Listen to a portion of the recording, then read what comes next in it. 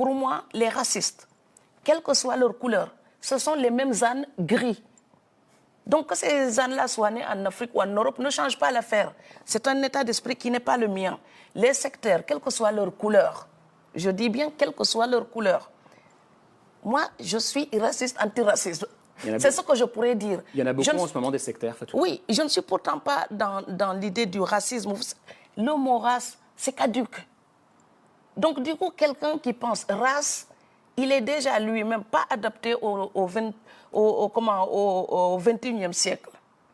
Et c'est un problème déjà pour lui-même. Donc, les gens devraient peut-être dépassionner et savoir que dans l'histoire des peuples, c'est combat et libération. Domination, affranchissement, libération, réconciliation.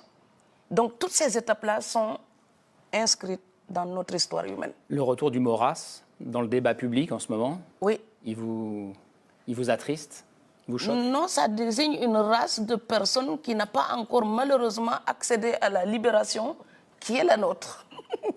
Donc, je ne sais pas comment on peut dire. Moi, je ne veux pas être otage en tout cas de cela. Donc, je dis que l'assignation identitaire, c'est invalider l'aptitude de l'autre à se définir. Moi, je ne peux pas me définir sans vous parler de l'Afrique. Et je ne peux pas me définir sans vous parler de la France. Et donc, que ça plaise ou non, c'est comme ça.